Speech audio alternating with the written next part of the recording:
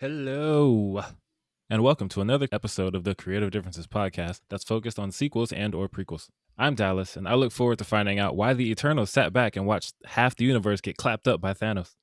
I'm Gabby, and when she said we don't interfere, I was like, oh, it's obvious you don't. I'm Demi, and you know what? I'm sure the Eternals have their reasons. Anyway, welcome to another episode of Creative Differences, your one-stop shop for movie reviews, Throwback Thursdays, and Fancast Fridays, and a number of other pop culture-related things. Today, we are doing a review of A Quiet Place Part 2 and Cruella. Yes, Colin got murdered by Dalmatians, so he couldn't be here today. He did not. Went straight over a cliff, man. Before we get into all of that, please like and subscribe because we put our lives on the line by venturing into a movie theater to get content for y'all. You mean two of us did? Yes, one of us more than others. Yes. Yeah, you know. Well, nah. We'll get to that. I think it doesn't kill you anymore if you have the vaccine. It just Let me be dramatic, Gabby. Yeah, so we're going to start with Dallas's review of A Quiet Place Part 2 because he was the only one of us who saw it because me and Gabby don't do horror movies. Yes. All my friends are cowards except for Erica. Shout out to Erica if you're listening. I don't touch the devil's movies. I'm going to be honest. Devil's movie. That's amazing. The devil's movies. Look, we're not talking about an Ari Aster movie, so we're fine. Those are Horcrux. Those are devil's movies. Well, to be honest, I do actually want to watch A Quiet Place. I just feel like I wouldn't be able to handle it in a theater. I know my limits. That's fair. You would not. The suspense in these movies is what kills me. Were you there for when I was watching Us? I almost walked out of the theater during Us. And like the worst part is I'd received some unsettling news right before, remember? Goodness gracious. And then Kayla was like, are you sure you want to see this? And I was like, I'm here. Yeah, see, I can do without that tension in my life. Yeah. But yeah, Dallas, why don't you tell us about A Quiet Place Part 2? Yes, A Quiet Place Part 2, written and directed by John Krasinski, starring Emily Blunt, Millicent Simmons, Noah Jupe, Cillian Murphy, John Krasinski, and Jaimon Hansu. The summary, according to IMDb, is following the events at home, the Abbott family now face the terrors of the outside world, forced to venture into the unknown. Not like Frozen, but into the unknown. They realize the creatures that hunt by sound are not, Gabby's lip syncing the song, are not the only threats lurking beyond the sand path. I did almost start singing. I honestly, like, the song slaps. Yeah, that's not what we're here for today. The unknown. But yes, continue, Dallas. What were your thoughts on this movie? Did you like it? Was it as good as the first one? So good. I love it. It's so good. And I'm so glad that this was the way to come back to the theater. Because I remember... I think it was supposed to come out like the week supposed to come out a year after ago. Or like 2 weeks after we went into quarantine lockdown. Yeah, like I think March 2020. You're like, oh, about to watch Quiet Place. Yeah. And COVID was like, no, you ain't. No, you're not. Like Sandy's cheeks. No, you ain't. The funniest bit was that, like, but we did see, what's the name? New Mutants during quarantine. Yeah, exactly. I saw that at a drive-in. Yeah, it was crazy. But I think that A Quiet Place Part 2 had like its press tour and everything. Yeah, we were ready for it. But that's kind of great for it to be like one of the first ones to not come out, and then it was the first one that I saw when I got to come back. Nice. Beautiful. And it's so great to watch this kind of movie in a theater because people are so afraid to make noise. Like I said that during the last one, but this time I was watching it, and last night somebody, it's like a silent theater, and somebody has their popcorn, and I don't know if it's like, you're trying to like adjust the butter or like the salt or whatever, and they're kind of moving their bucket around, and someone next to them is like, shh. It was amazing. And that's normally an imperceptible sound in a movie theater. Like, yeah, exactly. People adjusting their popcorn. I heard every time I reached for my candy, I was like, well, I'm putting my life on the line. But man, this movie's so good. So the main thing I wanted after watching part 1 was I got to see how all this started, because the first one starts, I think, like 100 days in, and then we time jump to like over a year in. And they put the days on, like day 100, day 4 or something. And I was like, day 1, show me day 1. In this movie, we get that. And I was like, yes, this is what I wanted. And it gives me more John Krasinski, which is always a treat because that man is a delight. I still want him to play Mr. Fantastic, but I have to say this. Everybody leave Emily Blunt alone because I really want her to play Sue Storm. What's her name? Sue Storm, as much as anybody. stop asking her about it. If she said no, she said no. Back Well, up. She said no.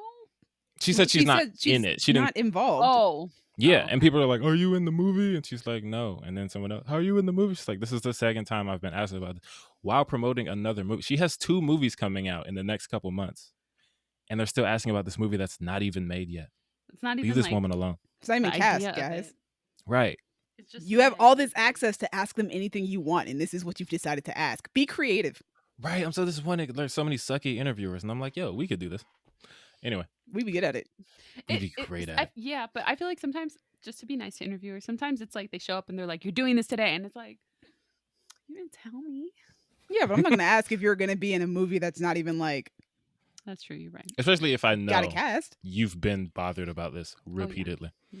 Anybody she's like a amazing. cursory Google search would give you Exactly. revealed that. Like Yeah. you look up her name and it's like Emily Blunt is tired of being asked about this movie.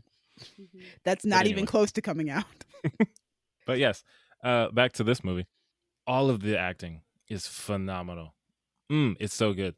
I think I was most impressed by Noah Jupe, Millicent Simmons, and Cillian Murphy. Cillian Murphy, I ended up liking a lot more. Like his character had a lot more to him than I expected. I thought he was just going to be like the grizzly. There's no one left worth saving. The world is bad. I have a gun. And he is that, but he has more to him as the movie goes on. Noah, I felt so bad for that boy. I can't spoil anything, obviously, but that kid is just going through it. He is having a bad time. But the actor, like his performance, it stood out to me so much because he's emoting very hard with just expressions in sign language for the most part. For one, because they have to be quiet, but also I think from a production standpoint, the kid is like 3 years older than he was when they're making the first movie. Yeah. But it's not supposed to be that much later. So he's like significantly older. His voice is deeper. So like, just don't use your voice. But he's like going hard with the sign language in his face. And I'm like, bro, you're not even talking and you are killing it right now. Get this kid an award. Same with Millicent Simmons. She plays Reagan and she's the deaf actress who plays the deaf character. She was a standout in the last movie. She's a standout in this one. I love her. Her character frustrated me to no end in this movie because she really wants to like prove herself and say, I can do this just like dad. But it's like, yo, you can't hear the death monsters when they're coming. So maybe some of the stuff, you should just sit this one out. It's like, I get that you want to do something, you want to help. But if that thing is standing behind you, you literally cannot hear it. So that was frustrating. But she's great. The movie's great. The suspense is perfect. John Krasinski's directing is fantastic. He does this thing where they'll switch to Reagan's point of view and then the sound will go out.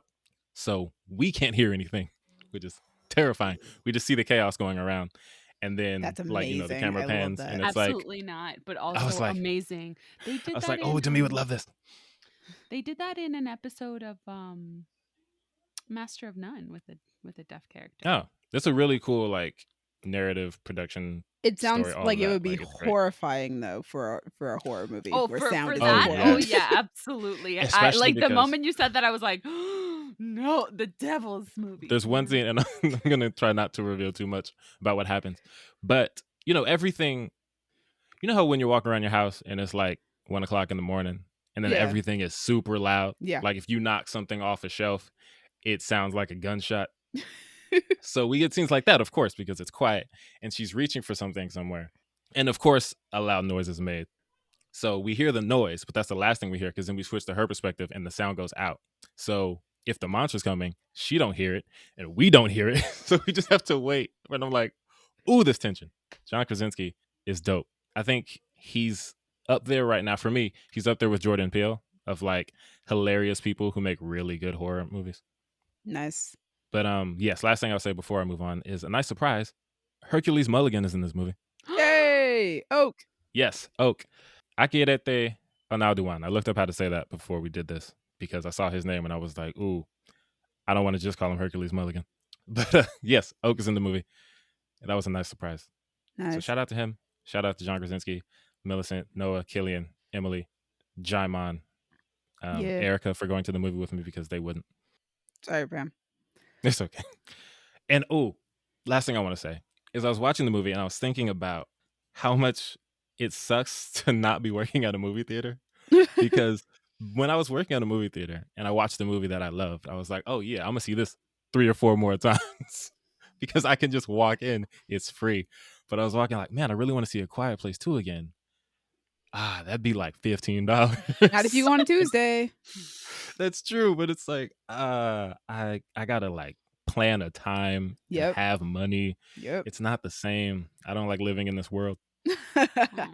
Yeah. But I yes. want to see these movies. I just feel like what would happen is it would have the same effect on me as whenever I watch Alien movies, which is I get really tense and I can't really do anything throughout the entirety of the movie. I can't eat, I can't drink. I can only focus on this movie because I am so incredibly tense right now that my body will not allow me to do anything else. There is no relaxation while watching this movie.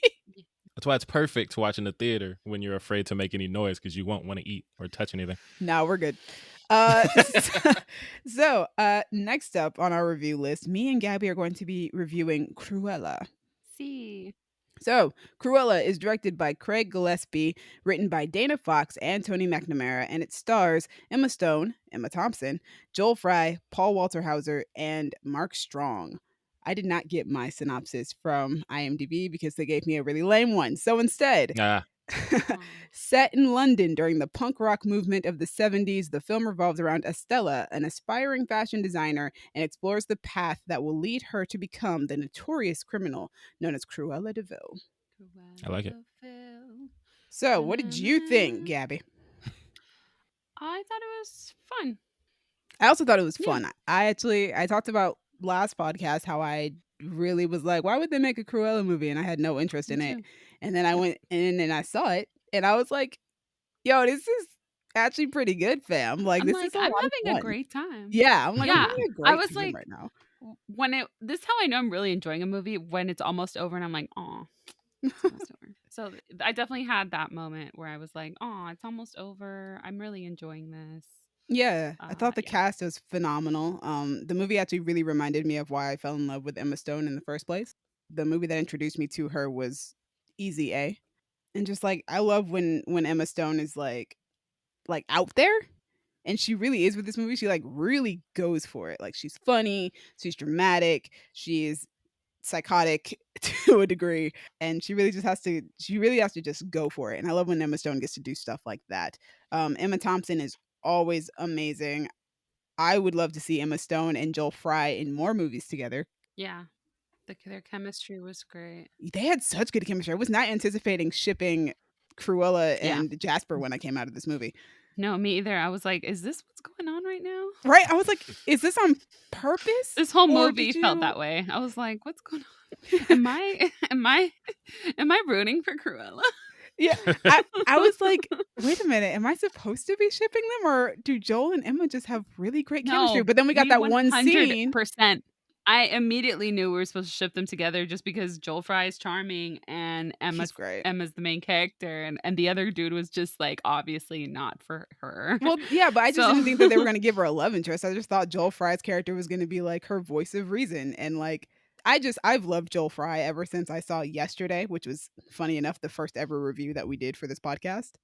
Oh yeah. Yeah, with like Spider-Man too. Yeah, and I love him so much. And then the directing style on this movie. Craig Gillespie's directing style is like so my thing, I think. I loved I, Tonya, and this kind of feels similar to that in a way. And I didn't realize that he was the director until a few hours before I saw the movie. You know, I've seen I, Tonya, and I already thought that was great. I've seen this, and I think it's really good. So now I'm like super stoked about Pam and Tommy, which is the TV series that he's doing with Lily James and Sebastian Stan. Oh yeah. I feel like he just picks these really fascinating stories. They're like stories where like the headline is more important than the actual content itself. You know, you don't really know I, Tonya as a person. She's a headline. You don't really know Cruella de Vil as a person. She is this embodiment of evil. She's not a person. Tommy Lee and Pamela Anderson are larger than life because of all the tabloids that used to talk about them. Also, this was like, a story about their ultimate tabloid story. So, So I'm like really interested in like why he chooses these story choices. Like he picks these like headlines and like things to humanize and like to give empathy to, which is really fascinating to me. From what you've mentioned so far, his work can be summed up with the tagline, "White women be wildin'."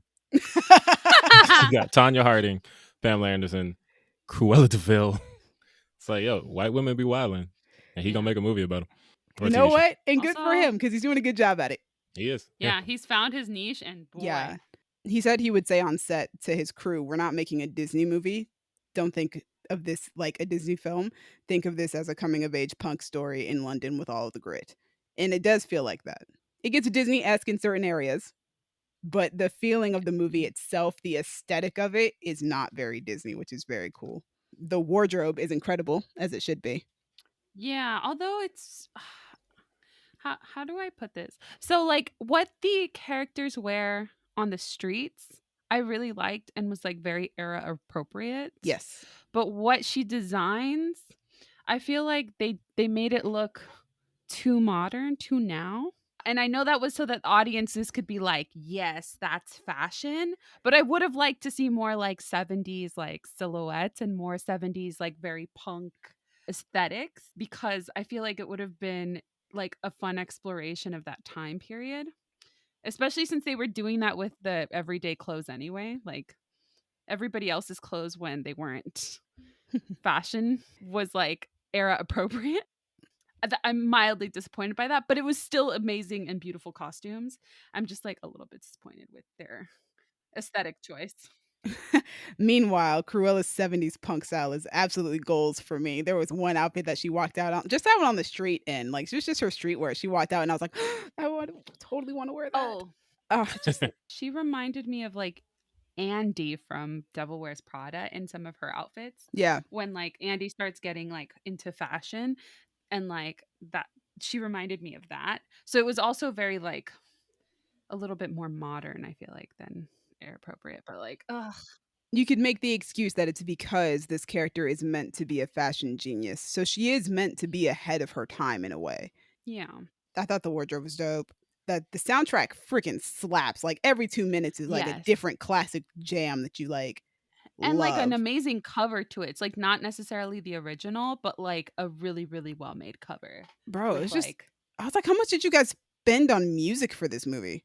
Like every song in here, if not all of them, are classics. Yeah, but they're probably not that expensive to get. No, some of these I was like, the right people. Some of these some of the Rolling Stone stuff, I was like, ooh, you paid money for that. You paid money.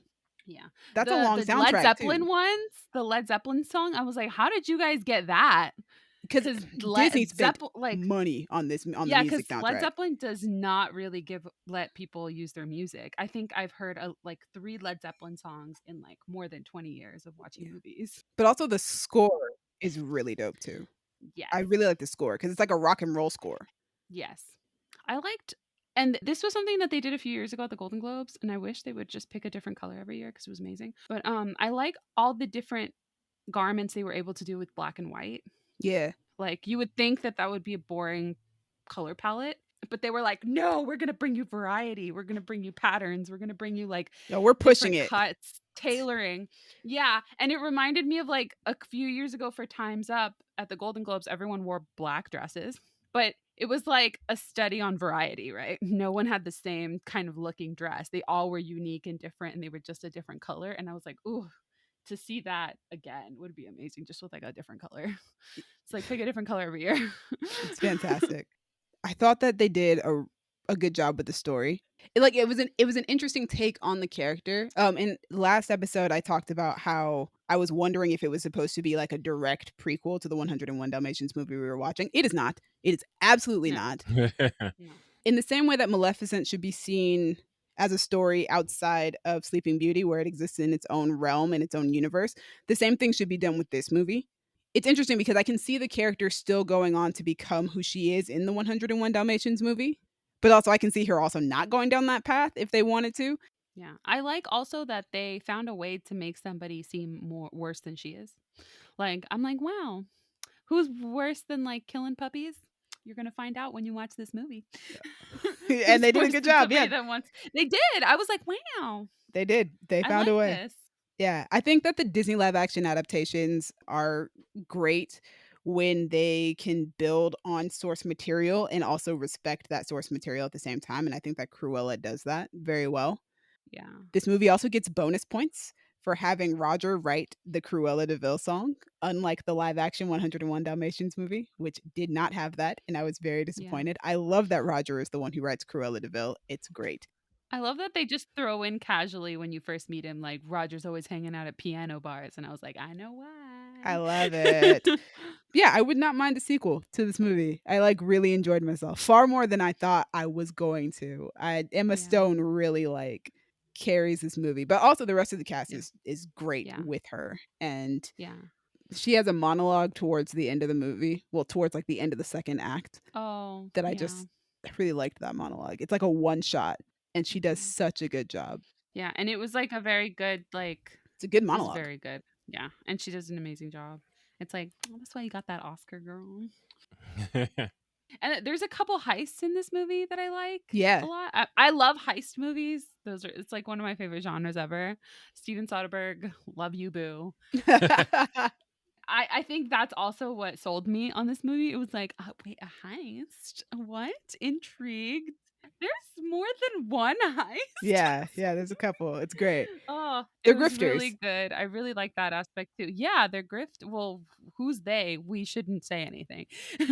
But I don't want to give too much away. But I did like that aspect of it too. I just, in terms of making Cruella de Vil still herself, but also sympathetic, I feel like they did a good job.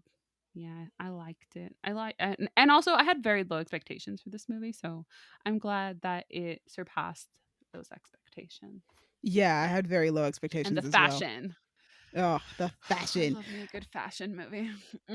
I made the joke to a friend after I came out of the movie that this was Gaslight, Gatekeep, Girl Boss the movie. All right. A little bit. It kind of is. Like Devil Wears Prada.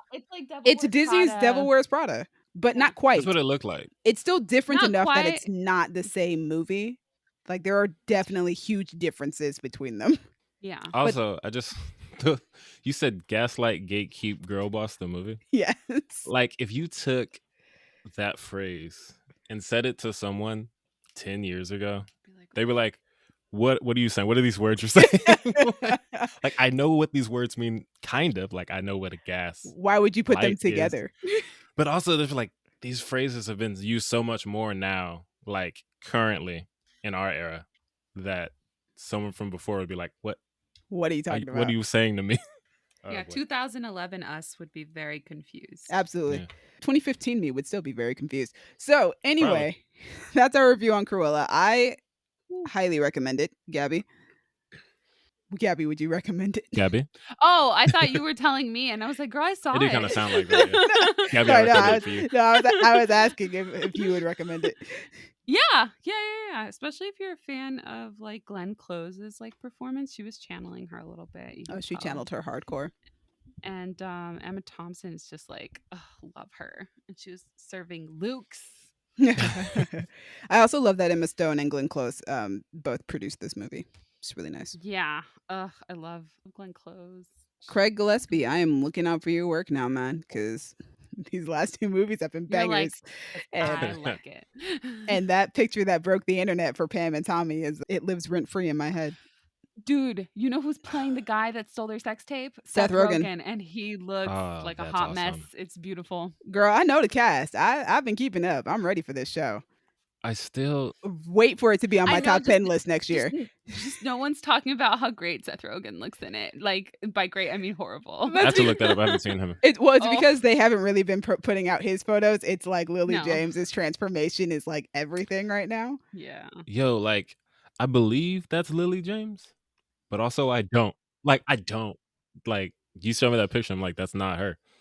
I have seen that picture of Seth Rogen. Goodness gracious. I can't wait. I look at Lily James's transformation in this movie and I'm like, I see Lily James. And if I could tell you where I see it, I would. But every feature of her has been changed enough that I can't really tell you where I see her face, but I can see it barely in there somewhere. And like Pamela Anderson has such a unique look. Like, how did they do this? I mean, I guess because she has such a unique look. I don't know. I just know that those hair and makeup people need an Emmy. That look that she gave in there, that is so Pam. I thought I'm that was just a like, picture of Pam I Anderson. thought it was a picture of her too. I thought it was just You them. know, literally he gave it away. I could tell that was Sebastian Stan. So I was like, what? Wait, what's going on here? I thought maybe he photoshopped himself and then I had to read the caption. But like, Yeah, it's ridiculous. but she Yo, looks the just picture of like her in the Pam. black outfit. Yeah, Where this one. that one? Oh Yeah, my Yeah. gosh. That's not Lily James, bro. No, Rent not free. Lily Jones. All of Donner. those images live rent free in my head. We need to move on to what we've been doing, what you've been watching, all that stuff, because we are no longer doing quarantine watches, and I need to get away from those photos because I will keep talking about them all day. Okay, let's move That on. Dallas, would you is like to go true. first? Yes, I would like to go first. So I've been watching a bunch of stuff, but one of the shows that I've really enjoyed so much is called Southside, and it's on HBO Max. Oh my god, I love this show so much. So it's created by and starring Bashir Salahuddin, Diallo Riddle, and Sultan Salahuddin. Bashir and Diallo created and star in Sherman Showcase. Bashir is Sherman, Diallo is Dutch. And that show is also hilarious and amazing. And I was like, oh, they have another show. I have to watch it because they're great. All episodes in season 1 are directed by Michael Blyden. There's only one season so far. It's on HBO Max if you want to watch it. But they're working on season 2. It also stars Kareem Young, Chandra Russell, Lil Rel Howery, and Quincy Young. Nice. The summary I got from Wikipedia, not IMDb, because Wikipedia's was better. It happens. Right? They be stepping up their game. A pair of newly minted community college graduates and small-time hustlers who are always cooking up some petty scheme from black market Viagra to street corner popcorn with an eye toward upward mobility. Yes, there's an episode where their uncle like has a plug on Viagra, so they start bagging it up and selling it to old men. And there's another where they decide to set up a table outside of a movie theater and sell popcorn to people who are going in. I love it. I can't even I love imagine it so what we much. would have done about that situation if we were working at a movie theater. Y'all would have called security. The and first be thing I like, would do was laugh, but then I'd let the managers handle it after that. But it's great. Oh, it's amazing. Gabby, this show also stars Zuri Salahuddin, and she's in Sherman Showcase. She's the one who sings the songs "Drop It Low for Jesus" and "Add Some Kente." Yes, I love her. The drop. Yes, "Drop It Low Drop for it Jesus." low for Jesus. Oh But my yeah, god, that she's was a in the great show too. episode. And I'm very glad Oh, to see her again. Yay! Like, she has the same last name as Bashir, so they're related in some capacity. But that's great. Family affair. I love it. Yeah, it's hilarious from start to finish, which is no surprise because I said Bashir and Diallo are comedic geniuses. Every character is hilarious. From the two protagonists, the surprisingly thoughtful criminals, the ridiculous cops who are played by Bashir and his real life wife, Chandra Russell. They're great. The super friendly white dude who produces trap music. Everyone's great. I'm gonna point out one episode and then I'm gonna point out one like behind the scenes thing and then I'm done. I think probably my favorite episode is called "The Day the Jordans Drop," Oh my gosh. and it's about how the city is affected by new Jordans coming out that day. So like the cops have a meeting in the morning and they're like, "Look, guys, the new Jordans are coming out today," and they're like, "Oh, come on, man!" And they're like giving them their assignments based on where the shoes are gonna release. Yes, it's so great. And it basically turns into like a 28 Days Later type of movie. Where like the mob is they're like, "There's Jordans in that truck." And they like run in a mob down the street and it's like a zombie movie. It's great. This show is amazing. But last thing I want to say is that The day the Jordans drop. I can't. Go. Keep going. I love stories where people who are from a place can tell their story of that place. Like Donald Glover with Atlanta, Daveed Diggs and Rafael Gasol with Blind Spotting in Oakland. And then Bashir is from Chicago. So he's telling the story of the South Side because when we see Chicago on TV or movies, it's just gunshot, gunshot, violence, violence. Gotta But he make a was like, Pasadena show, man. Yo, honestly, we're going to one day. We're going to have to. Yes. All my With movies before are we going to get take there- with like place the Pasadena, in Pasadena. slang. Yeah, Yes. with like the Pasadena slang, like yired. Yeah, someone's going to say yard. But yeah, he was like, there's more to the city than that. We want to show the funny side, the side with, heart and laughter and blah, blah, blah. And it's great because they'll just take like people off the street who are funny and be like, "Yo, you're pretty funny. You want to be on a TV show?" So like they just get people who live in Chicago and will be on their show sometimes. You know they did that with this is not a comedy show, but they did that on The Wire. Like That makes sense. There's some people that were like just there and they were like, yeah, so we know that like, do you want to be in? So that's why some of the accents are very authentic because the people are literally from that neighborhood and just That makes walking sense. around. Yeah, Baltimore has a very distinct accent. You can't mess that up. That accent is hilarious. But anyway, Bashir and Diallo were on Trevor Noah's show. I think he does the Daily Show now. And Bashir said people from the city told him, I'm so glad to do a show about Chicago and not have to play a corpse. Oh Because, like, no. yes. And it's That just hurt like, yeah, my whatever. heart. But it's just like, yeah, whenever we do a show in Chicago, it's just, oh, someone's dead. But yeah, they just get to show another side of the city. And I'm so happy for them. It's on HBO Max. I recommend it, especially to you, Gabby, because you like Sherman Showcase. And I think the do. show would be right up your alley. Dude, the moment you told me the cops are unhappy about the Jordans dropping, I'm like, I need It's to watch the this show. best. It's so good. But yeah, that's my time. Southside. Gabby, what you got? Oh goodness gracious. Do Okay. you have anything? I kind of do. So I've been watching for the first time ever Futurama. Oh, okay. Wow. It's on Hulu. Yeah. So I had very, very strict parents when I was a child. And That's fair. You when shouldn't have been everyone watching else was Futurama as a watching, child. see, and everyone else was like, like everyone else was watching The Simpsons and Futurama, and I was not allowed. And so I think, and then I got to an age where I was like too old. I feel like, but now we're like back to watching it, because my boyfriend was like, "You've never seen Futurama? What are you talking about?" And then he like started showing it to me, and it's like so good and it's very funny and like the jokes have so many layers and they're oddly still relevant, which sometimes it's like, oh, that makes me sad, but sometimes it's like, oh, it's funny. Yeah, I think we're on like season 2 right now, and I don't understand all the references because season 1 and season 2 started in like 98 or 99 and I was 6 years old around that time. The like references I do understand are really funny and interesting. Yeah, I don't think I could ever get into like The Simpsons. I think I really did miss the mark on that one. But Yeah, Futurama, it's very old. yeah. But Futurama is like really good, and I'm excited to like finish watching it. I like Futurama. It's funny. I also kind of had strict-ish parents.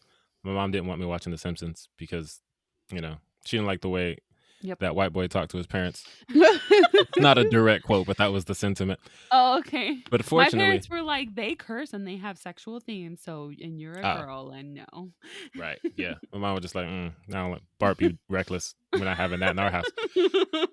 Fortunately, my parents didn't know about Futurama or Family Guy, so Family Guy was way worse than The Simpsons. Oh yeah, probably. But they didn't know what that was. So by the time they found out about it, I was already like, I can watch it now. I'm old enough. Whatever. But yeah, Futurama's dope. I didn't watch any of the newer ones, but I watched a lot of the older ones. Good stuff. Good stuff. Yeah. Those types of shows never interested me.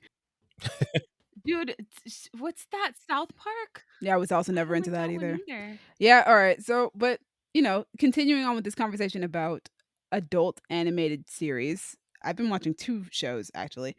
This past week I watched Castlevania, the final season. For those who don't know what Castlevania is, a vampire hunter aided by a magician and a Dampier fight to save a besieged city from an army of otherworldly creatures controlled by Dracula.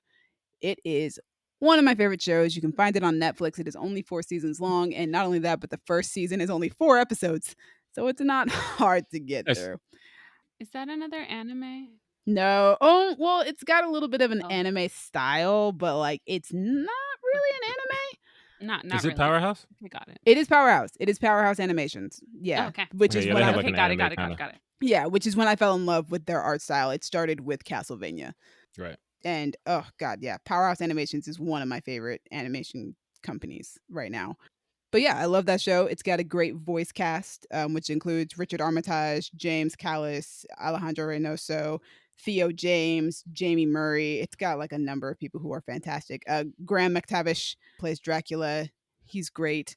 Whole show is just fantastic, and it has one of my favorite series finales ever, which is really hard to do for me. Because sometimes I'm just like, yeah, I liked that series finale. That was cool. That worked out. Sometimes you hate a series finale. I'm looking at you, Game of Thrones. And then Looking at you, How I Met Your Mother. and then and then sometimes Sorry. Sometimes you have shows that just end so perfectly well. Like, I was sad that Castlevania was ending this season, and then I saw the series finale, and I was like, "Don't ever touch this show again. For the love of God." It ended perfectly, in my opinion. And then the other show that I watched this week was Afro Samurai, which is an anime. Nice. I've seen Afro Samurai. Yeah. A black samurai goes on a mission to avenge the wrongful death of his father in a futuristic feudal Japan.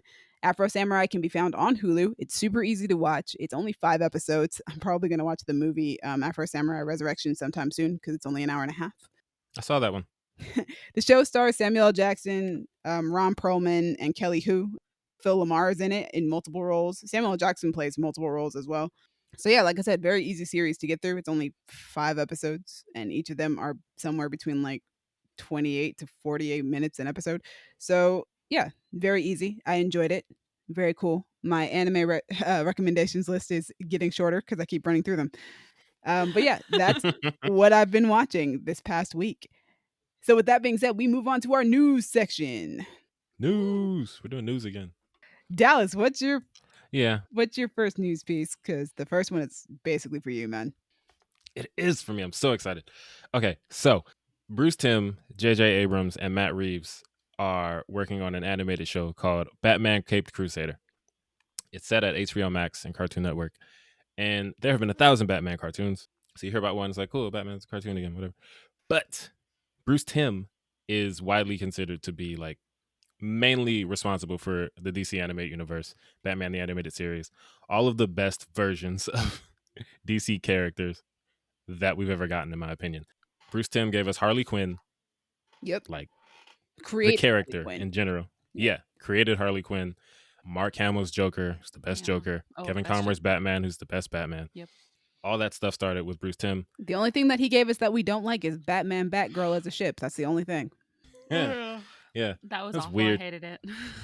Wasn't a fan. Nope. But moving past that, I'm super excited for this show because whenever I see any kind of adaptation of DC characters, I'm just like, man, Bruce Timm did this better.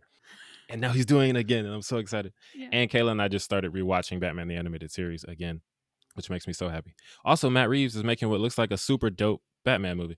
Yeah, I am curious as to whether or not, because at this point, Matt Reeves isn't just making a cool Batman movie. He's making a Batman universe. He's making his own Gotham universe, his own Gotham. So, Oh, right. I forgot about that one. because he has his TV series and he's got his Batman movie, which I think he's signed like a 3-picture deal for that anyway. So he might be doing like a trilogy of Batman movies with Robert Pattinson if this first one works out really well. So I am curious as to whether or not this animated series will also kind of tie into that since his name is on it. I'm kind of hoping that they will collaborate in a way that works for both, because even in the 90s when we had the animated series, they were affected by the movies in a way that kind of threw things out of whack sometimes. Like when the Justice League show was on, we got this thing called the Bat Embargo, where they couldn't use Batman supporting characters, and it sucked because there's so many characters we could have gotten in Justice League and Justice League Unlimited episodes, but they were like, oh, we're using these characters in the movies, and we don't want to confuse kids or blah, blah, blah, something stupid, which is why we never got to see like Nightwing. Joker stops popping up early on. I don't think we ever get Harley Quinn in the later like Justice League episodes.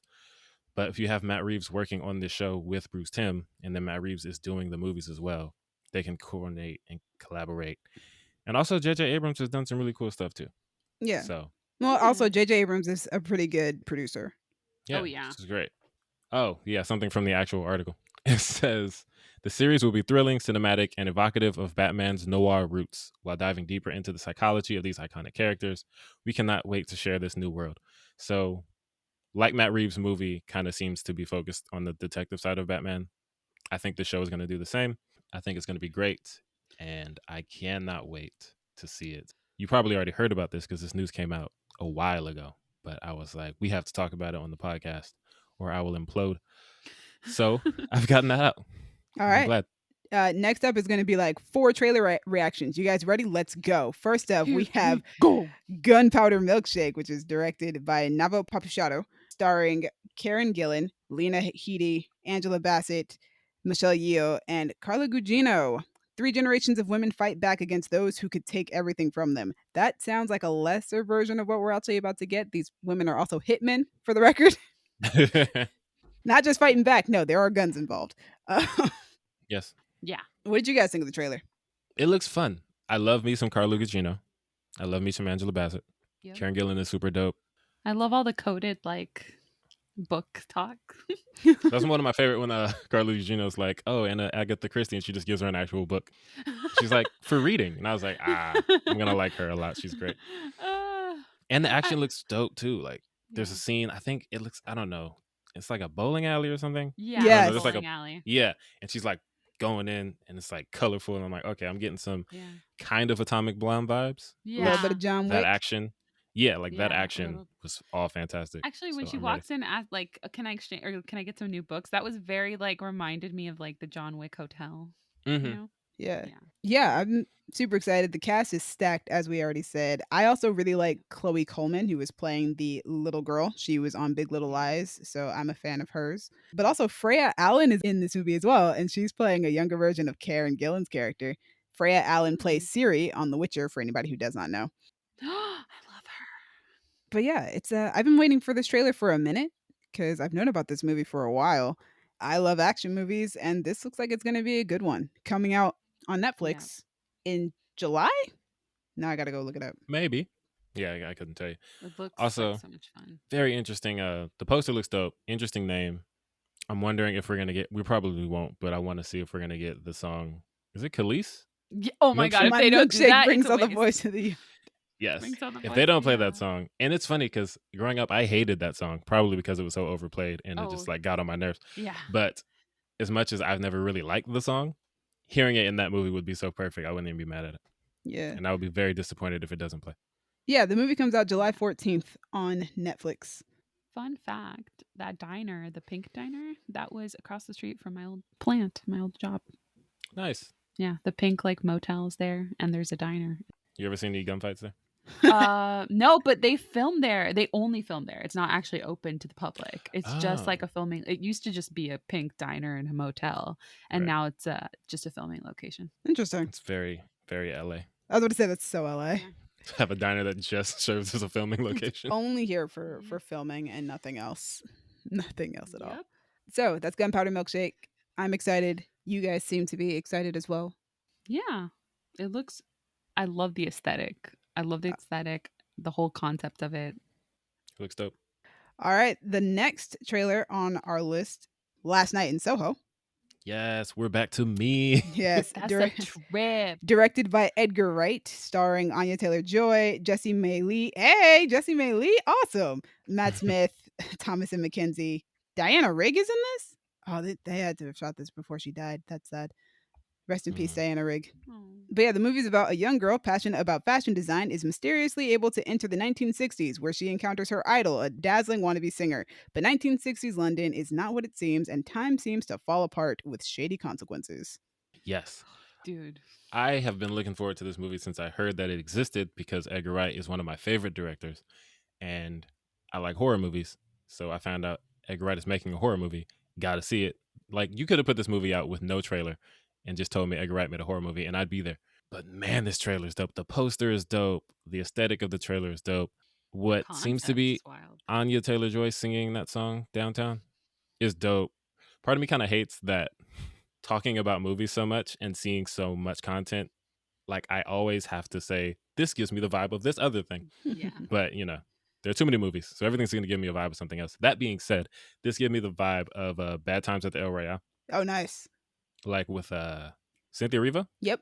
Singing that song in the hotel, and like that shot of Anya Taylor-Joy singing Downtown and kind of looking, and then Thomason looking back. And I was like, ooh, these are some shots. These are some visuals. Edgar, you are doing it again. And I'm so ready for it. And it also looked like Colin said, because Colin is in the closet in regards to being a horror fan. Yes. He has not come out yet. He's not here to defend himself. He's not. And he's not here to lie to the people, which is good because I'm sick of his lies. And Colin just doesn't admit, like, Colin, you like horror movies. His favorite movie of the year last year was a horror movie. It's true. Called His House, which by all accounts was terrifying to most people who saw it. Colin saw It and It Chapter 2. He likes Mike Flanagan, who loves to make horror movies. He likes Haunting in Bly Manor. He saw this movie and was like, oh my God, I'm vibing with an Edgar Wright movie that never happens. And it's like the one Edgar Wright movie that Colin wants to watch is a horror movie. Colin, come on, bro. Come out. We accept you. We love you. We appreciate you for who you are. Solidarity. I like horror movies too. I didn't come out as a horror fan until like after Insidious came out. Yeah, but I just want him to accept, because then we can go see the movie together. And I know he'll have some things to say, and I'll have some things to say. It's going to be a great time. Gabby, what are your thoughts on this trailer? I am so unsettled and wish I could handle horror movies. Like when she made eye contact with Anya Joy and actually then realized it was her, but then I think Anya Joy knows that she's there. Oh, I'm so scared, but also so intrigued. Yes. And last thing I'll say is that the reason I brought up Colin and then forgot where I was going with that is because Colin tried to deny it by saying, well, is this a horror movie? It's kind of more like a Psychological thriller. And for part of it, I was like, I see what you're getting at, but then literally a hand reaches up from the floor and grabs her ankle. Oh no. And then you have like a hand busting through a wall. I'm like, yo, this is a horror movie, Colin. No, yeah, it's a horror movie. So, I had to be SpongeBob when he realized that Squidward likes Krabby Patties. Hit him with You like Krabby Patties, don't you? You like horror movies, don't you, Colin? I was gonna do that to Demi earlier. I was gonna be like, you like anime, don't you? Demi does like anime, so yes. I'm accepting of that. Yeah, I wish that I liked horror movies, or at least could tolerate them, because I am an Edgar Wright fan, and I'm also a Thomasin McKenzie fan, because I thought she was fantastic in Jojo Rabbit. And unfortunately for me, the only 2 movies that she's releasing this year are horror movies. Thomasin, come on. What's the other one? Old, by M. Night Shyamalan. Oh yeah, that one was weird. But also, Demi, I'm gonna say this to you: if I would have asked Colin a few years ago, or if someone would have asked me a few years ago, could Colin handle horror movies? I would have said absolutely not. I watch a movie with that boy. If someone sneezes on screen, he jumps. Oh yeah, every time. So, Demi, I know you think you can't handle it, but if Colin can do You know what? Okay, I should clarify and correct myself. It's not that I can't handle it. It's that I don't like the sensation or the feeling. So why would I put myself through it? That's and fair. For me, for the story. I can't handle it, and it will haunt me for the rest of my life. I would love to. I do not discriminate against movie genres, but man, horror movies just... horror movies succeed in what they set out to do with me. Oh, yeah. Very easily. And you know what? Good for them. But I can't. I don't want to do it. It's also because out of all the movies, like to pick, it said Edgar Wright, director of Baby Driver. And I was like, to me, you have to see this movie. I know. I saw the poster, and I saw I actually watched the beginning of the trailer with no sound, and it was like, from Edgar Wright, director of, and then it said Baby Driver, and I was like, you guys know that's my favorite Edgar Wright movie. Come on, man. Yes. You got to see it. Oh, man. He did Scott Pilgrim, right? He did. Okay, yeah. That's my favorite. He did. That's He's great. Favorite. Yeah. So next movie trailer on the list to react to is The Tomorrow War, directed by Chris McKay, who also did the Lego Batman movie. Oh, nice. Starring Chris Pratt, Yvonne Strahovski, J.K. Simmons, Edwin Hodge, Sam Richardson, Betty Gilpin, and quite a number of other people, to be honest, but these ones seem like the most important people in the movie, so I'm just going to stick to that. A family man is drafted to fight in a future war where the fate of humanity relies on his ability to confront the past. What y'all thinking? See, now knowing that he has to confront the past, knowing that they were going to fight ghosts, I'm currently disappointed that they're fighting aliens.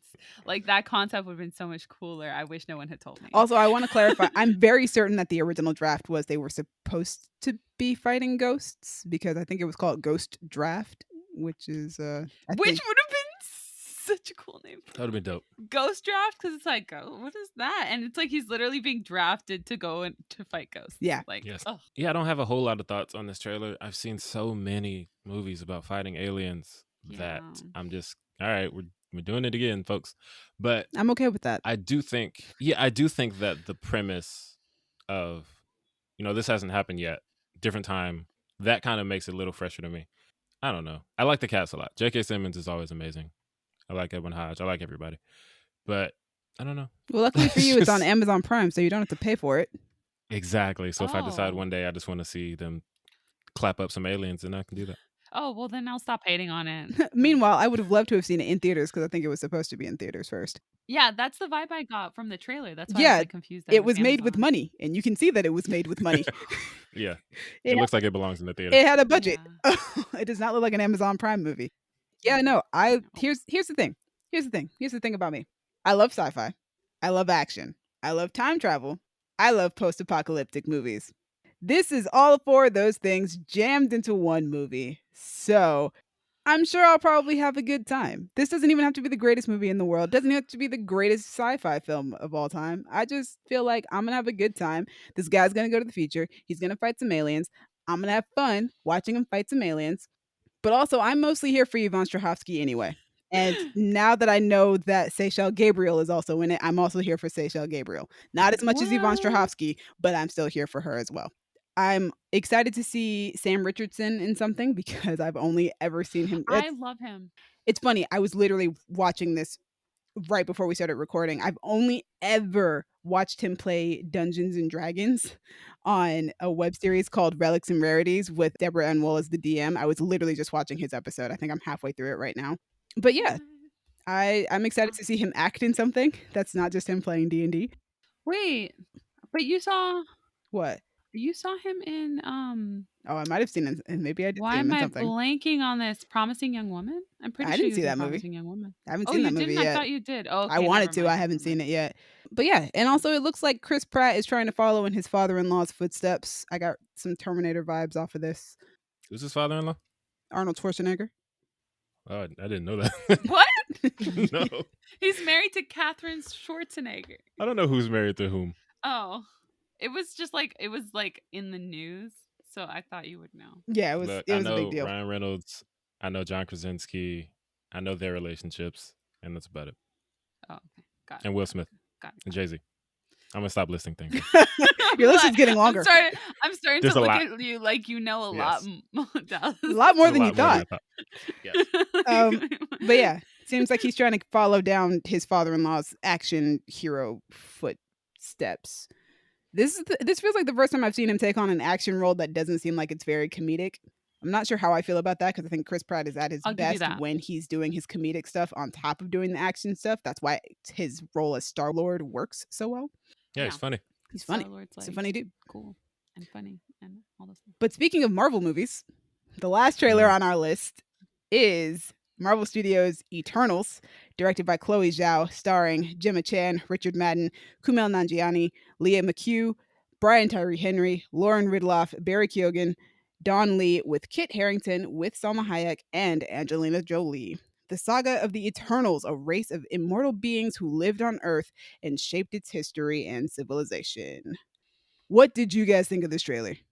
Well, teaser. It's a teaser. Teaser trailer. Why didn't they interfere? I'm just kidding. Well, you'll find You know out. what, I'm actually- kidding. I'm actually- kidding. Let me go first because that's the only thought I have when I watched this trailer.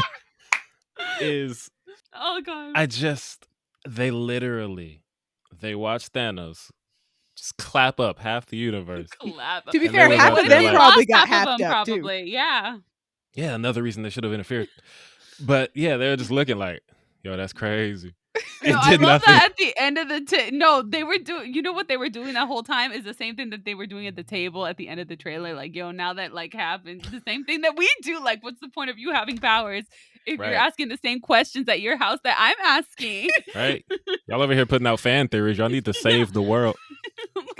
So I think what I'm really enjoying about this is, first off, I've been excited about this movie for a while. It felt like it was an eternity until we finally got the Eternals trailer. Stop it! Aha. Stop it! I was waiting to pull that one out. You were waiting. You were like, So here's the thing. I love MCU teasers because typically what happens is they are more aesthetic driven than they are story driven. They don't really tell you a lot about what's going on in the movie, but they're like, hey, here's what the movie looks like. Here are some of our characters. Here's what you'll be getting into if you decide to watch this movie. And for this one in particular, the shot choices make this movie look grand and epic. And I feel like that works because these characters are basically godlike figures among men. It's basically like the DC thing where it's like gods among men, which if you take that into consideration, gods are not supposed to interfere with the problems of men. So I feel like that fits. Cast is stacked. You heard me list off all the people in this movie. The cast is stacked. yeah. We got Angelina Jolie and Salma Hayek in one MCU movie. Yep. They were like, we're gonna spring for the gods among men, man. Yeah, like Angelina Jolie and Salma Hayek. We got this, man. They've got like some other hard hitters as well. We here at Creative Differences are huge fans of Brian Tyree Henry. Yes. I was actually surprised that there was no cheer when I named his name off of that list. Especially since, he's my really good friend. And he shouted out Dallas that one time. He did. I love it. We have video evidence. I'm super stoked to see Gemma Chan in a leading role because Kevin Feige has said that if he had to choose a lead amongst this ensemble piece, it would be Gemma Chan. And I generally got that vibe from the trailer too. Yes. Love her. For those of you guys out there rooting for her character in Richard Madden, I would suggest you just stop now before you get your heart broken. What? Oh no. It's too late for me. I'm like, that's a love story. Oh my God, I'm attached. I'm telling you that right now because Kit Harington is playing Dane Whitman, who is her human lover in the comic books, and they stay together for quite some time. The brothers, the White Wolf and Red Wolf. Yes. No. Yeah, so Gemma Chan has to do the thing that we all did back in 2011, which was choose between whether or not you want Jon Snow or Robb Stark. My answer was both. I like my moody, long-haired voice. Yeah. But yeah, I'm excited for this one. Chloe Zhao just won an Oscar. I'm excited to see what she does with a Marvel movie. Dude. I was surprised that they didn't put Academy Award winning Chloe Zhao. Why didn't they? I was like looking for it. It's fine. Oh, it's going to be in the trailer. It's going to be in that Scared? trailer. Oh yeah, two-time Academy Award winning. It's going to be in the trailer. And they're going to be like, remember, she won for director? Remember she... Okay, no, so what I want to talk about is what struck me about this movie is, so Kevin Feige, when he was like trying to present Chloe Zhao's like why, like justify like why they're spending so much money on like actually flying and filming in specific locations instead of just staying in Atlanta. Yeah, for the practicals. He like... She shot a reel. Showed him what she wanted to film and yeah, she did. And then he was like, see this fog? The fog is real. And I was like, how long have you been without? Like, you guys have been using the computer so much that you forgot basic film technique. I feel like that's Hollywood in general. There's right cinematography now. Here. You guys have been doing this for like 100 years. What are you talking about? Like, I feel like that's just where Hollywood is at right now. It's just so easy to go into a studio and forget, that you don't only have to create it in a computer. You can go outside and it looks like that. It's just harder. Yeah. It's just much harder.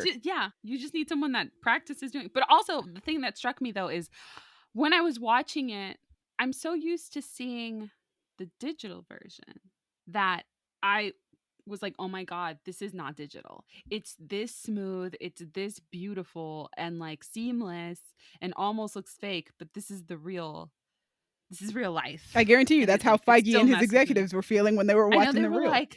They were like, you can shoot you can shoot fog like that? Ugh, anyway. Although to be fair, I think Feige said that he was helping her with the reel, so technically he was involved in that entire process. But yeah.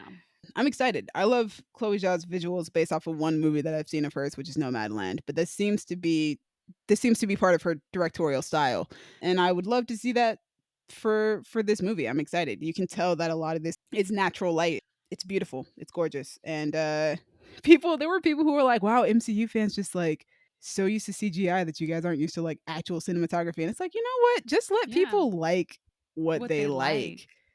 But speaking of actual cinematography, it did remind me a lot of like the kind of shots that were in The Revenant, and it reminded me of the kind of shots from the 2005 Pride and Prejudice. She did say that she was inspired by The Revenant for the action sequences in this movie. So, oh God, they're gonna be rough. Did you see those? I didn't see The Revenant.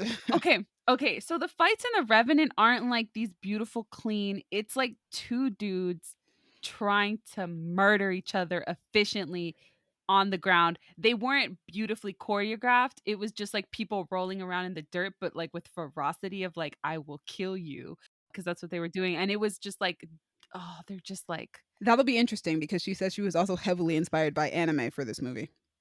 That's perfect for you, Demi. Shut up. I'm highly interested in what her vision for this film looks like, because I'm looking at like her inspirations, and she's like, yeah, we looked a lot at The Revenant for like the fight scenes, and like I was inspired by anime, and I'm really interested in like taking a character study into immortality and stuff like that, which is also why Dracula is the next movie that she's doing after she's done with the Eternals, because she's really looking into immortality right now. And I'm just like, I love you and your brain. And I want to understand. I want to know. So now I'm just going to watch your stuff because I want to know. I want to understand. And also, you've cast some of my favorite people into one movie as a one giant ensemble. So Angelina And it Jolie and her looks like, sword looks yeah. dope. Dude, I get the feeling that she's the one that's like in charge, and I'm like, Is ugh, she in charge? And I can't think wait. Richard Madden's character is actually technically the one who's in charge. Okay, because like she was sitting at the head of the table, they were kind Yeah. of looking to her for her reaction, so that's why I thought that. Salma Hayek is like the maternal figure of everybody. That makes sense. Gemma Chan's is the one who loves humanity more than the rest of them. This movie is supposed to take course over the span of 7,000 years. So, like, Ooh. Goodness gracious. Yeah, I mean that's the sense I got because when they get there at like Bronze Age humans, yeah. and then but they're also there with modern humans. So I have the feeling, and then they were like, we've helped them along the way, and so yeah, I got the sense that it would take place over a long time. And then we stopped helping them to watch a big purple nigga kill everyone. Stop to it. watch Thena's cousin kill everybody. Fun Right. fact, in the comic books, Thanos is Angelina Jolie's character's cousin. Oh, she was like, my Theas can take care of it. I'm really excited to have 2 Marvel movies out this year that I have no idea about any of the characters. It feels like I'm back in the early ages of the MCU where I don't know who any of these characters are. Yeah. I'm just going to go into this movie and I'm going to learn about them through watching this movie, and I'm very excited about that. Same thing with Shang-Chi. Fun times. I love that meme that Dallas posted. Like the dog at the computer, like me Googling what the Eternals are. I think the one I really love is the one that's the scene from Brooklyn Nine-Nine where all of the cops are trying to grab somebody, and it's like Avengers and Thanos. And then in the front, you see Gina Linetti with her headphones on. It's like the Eternals. I love that one. And I know what exact scene that's from, and it's even funny. That's great. I'm here for all the memes that are just like, yo, Eternals are not helping y'all. Like they're gonna be the least liked characters in the MCU, and their movie's not even out yet. Right? No, that's not true. John Walker exists. Anyway. Oh, you're right. But that's it, guys. That's all we've got for you guys today, which was quite a bit in the first place. Thank you, audience, for listening to all of that, as always. Thank you to Crown Digital, Brandon, and I for putting us on Spotify and Apple Podcasts. Demi, thank you for editing, putting us on YouTube, and repping for the weebs, as you have for a lot of the last few episodes. Jesus. You know I like what? Megan Thee Stallion's a self-proclaimed weeb, so exactly. Fam, I'm a good company. I'm not even know, a he was good cool. one. I'm just hella basic right now. I'm not even like. No, you're good.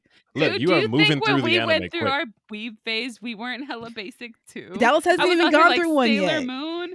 That's What? Dallas? I went through mine really young. I was like Pokemon, Yu-Gi-Oh. Oh, like, I mean, I Sailor loved all Moon. those shows too, but I wasn't like I don't an even, anime yeah, fan. I don't even just think you can liked count that those as a shows. weeb phase because those are just like Cartoons. Channel 5 after school. Yeah, I guess, but Demi they is- were all animes. yeah, but Demi is like seeking out the animes now. She's going No, through I her know. weeb phase. Yeah, I kind of went through my weeb phase in like sophomore year of college. Listen, I just want Yeah. Dallas to watch My Hero Academia. That's all I want. Everyone does. Oh, I still have to watch that. You because should. said I would probably like it. Watch it. So, let me Everybody check it watch out. My Hero Academia. Even if you're not into anime, it's just a good show. But yes, Demi, thank you for that. Gabby, thank you for coming back because you missed the last couple episodes, and we I love your energy here did. in the show. You're always fun. Yeah, I've just been like hella busy. I'll explain to you guys afterward because the drama. Okay. Drama. Okay. Anyway, audience, let us know what you think of Cruella, what you think of A Quiet Place Part 2, the new trailers. Are you a closeted horror fan like Colin? Did those photos from Pam and Tommy throw you completely off your game? And does it live rent Right. free in your head like it does me? They threw me off too. Yes. You can let us know the answers to all of those things on the medias, Twitter, y'all_different, Instagram and Tumblr, Creative Differences Podcast, or Facebook.com/Creative Differences PC. If you want to talk to me about Batman and or horror movies, you can find me on Twitter and Instagram at A King Named Simba. You can find me, Gabby, on the Instagrams, and I'm on TikTok now at Stegosaurus. Yo, I forgot to mention. So when I went to see Cruella, I realized that was the 4th time within the span of a month that I had been to a movie theater. So clearly, I very much miss movies. So guys, if you guys want to talk to me just about movies, you guys can find me on Twitter and Instagram at Dreamy Films. Dreamy is spelled DREEMI. Thanks again for joining us. Yes, also, interesting thing before we go. I was talking to Colin. You know how some people call their dogs fur babies? Yes. Yeah, so I was talking to Colin about how people call their dogs fur babies, and I asked him what he calls himself as a dog owner, and Colin said he's a fur daddy, which coincidentally is his Twitter name. So you can find Colin on Twitter at fur daddy. All right, That's a way to end the podcast. it's been different. Bye. Why is that so funny?